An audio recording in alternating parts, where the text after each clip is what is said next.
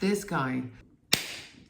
Hello everyone, I'm Liz, your host for today and forever. I hope to bring you 10-15 minutes of joy and then you can clock off, okay? Stick around, see if you enjoy it. Today we're going to talk about fancy dress because I love a bit of fancy dress. I've been invited to a birthday party and the theme is Mystical Garden. My boyfriend and I were thinking about what we could wear for this, right? The host of the party kindly sent this whole Pinterest board with all these inspo costumes. So we got elves, fairies, mushrooms, all this stuff. I'm very tempted to go as an elf. Now, traditionally, when it comes to Halloween, I would be more type to dress kind of ugly as opposed to dressing hot. Although there is the kind of mean girl trope of, girls want to dress hot for Halloween. I think I dress hot all year, so I'm thinking I'm just going to dress ugly for Halloween. At least I try and look pretty all year. I don't know how well I succeed at doing that. So I go even more ugly on Halloween. You get more of an icebreaker conversation out of it. You just seem more approachable. So thinking about this mystical garden costume, I did think of these like editorial ideas where I could have like this amazing cape with all these flowers. But then I was like, well, do I want to rock up looking kind of great, but also just good? There's not much to that. There's not much to just looking good. I was like, okay, what if I went with an elf, but I need to find something else, right? I saw this look here. I was like, yeah, that looks good. I'll just do like a full white kind of elf. It's a little bit different. I got this white wig and I got some white makeup and I tried it on. And it looked absolutely terrible. The thing is, with this picture, she's got her eyes closed and her mouth closed, but if you put white makeup on and you open your orifices, yeah, just these two, yeah, that's plenty for this costume. It actually looks really scary because your teeth look heck of yellow and your eyes kind of look red, so it's more Halloween territory than it is like whimsical, mystical gardens, So I had to go back to the drawing board. My friend said, look, it's going to be cold at the party, so you guys got to dress warm. So I was like, okay, I've got this like sheepskin coat. I could go as a satire. Yeah, not sure. There's a lot of like elements to that. So then I remembered I have this like amazing snakeskin coat. So I'll get it, I'll show you. It's absolutely amazing. So it's like this kind of 80s cut thing. It's got like this money inside. So I'm like, okay, I'm gonna use this as the base of my costume. I'm gonna go as a snake. But then I was like, what if I went as an elf? As a snake elf? As a snelf? Bingo, I had it. So I'm putting these prompts through ChatGPT and I get this. Wow, yeah, because I said, look, I want this kind of cobra headpiece, all this. Sick, right? Absolutely sick. So I'm like, okay, brilliant. I buy this fabric.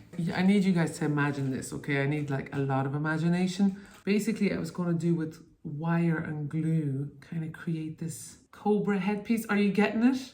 Are you feeling it? Or can you not see it?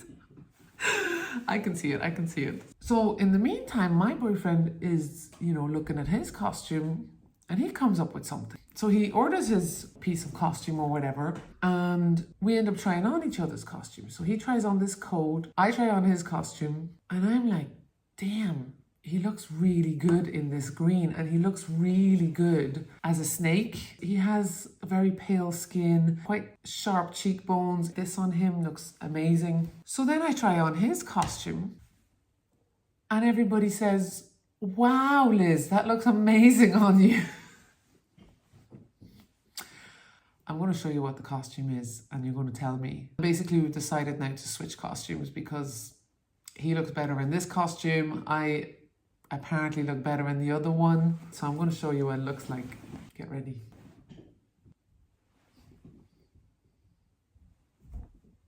If you're thinking that looks like an onion, it's because it's a fucking onion. Yeah.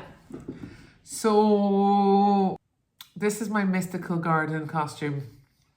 Let that sink in. I'm going to roll with it, okay? I've gone bald for Halloween one time with this costume as the old vampire from What We Do in the Shadows. Some people might know the reference. Very good film. So this is like a piece of cake. I did buy some extra iridescent fabric. So I'm going to make like these leaves kind of peeling off like a collar. with wire and glue again. So I have a bit of DIY to do. I don't know what I'm going to wear for the body. Definitely not something as clashy. I think something, you know, that's going to complement it. That's the look. So I'm excited to see what it's going to look like. I'm recording this before the event and edit this after the event. So this is the actual look at the party. Duh, I don't have any pictures. I was having too much of a good time. Seriously though, I just completely forgot to take any pictures, which is a bit of a shame. But if I come across any from someone at the party, I'll upload it. I can't comment on it because I can't read the future, but hopefully it looks okay. Throughout the years, I've dressed up as the absinthe fairy. That was pretty good. That was easy to do with just a bit of green paint. And then I got this old absinthe bottle and I filled it with apple and vodka. So I was giving shots to people. So that was a good one. One year I went as Edward Scissorhands. So that was good as well. My friend actually did the makeup, which is really kind of the selling point here. But it took me about 15 minutes to make the fingers, weirdly. It was just out of cardboard and foil. And I could use my fingers, no bother. I could cut the cake and everything. And then, yeah, then there's the kind of what we did in the shadows vampire thing, which was hilarious. It really freaked people out. And then more recently, I dressed up as a ringmaster. Less effort there. It was 2 different Halloween parties, 1 week apart. Same location, same theme. Halloween, it was circus freak show. And the first party was lame as hell. And the second party was amazing. I'm worth it.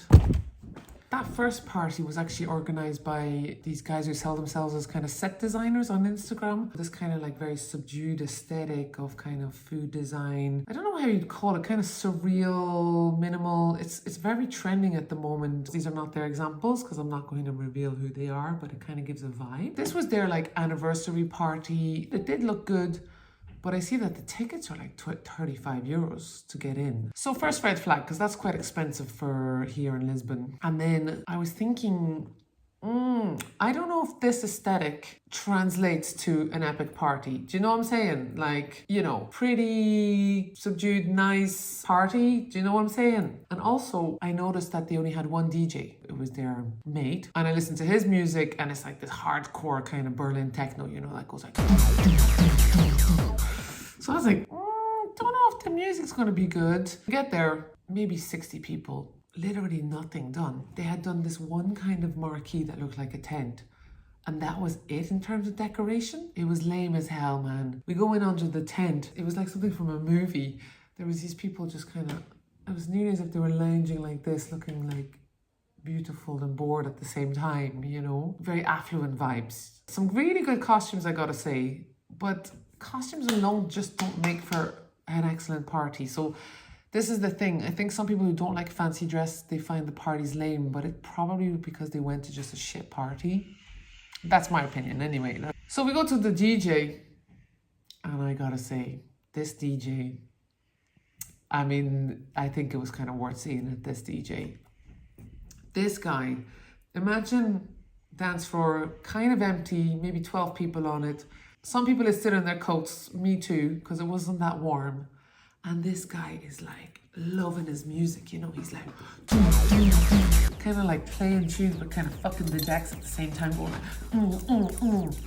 If the guy's got like a porn stash on and he's just like feeling himself, you know, not really reading the room or kind of going, this might not be the vibe that people want to listen to. Pretty early in the night, he takes off his t-shirt and he's like naked torso and he's just like really feeling himself, acting as if he was in a room full of like sweaty dancers, you know, where the roof is on fire and people are getting hot and like taking their layers off.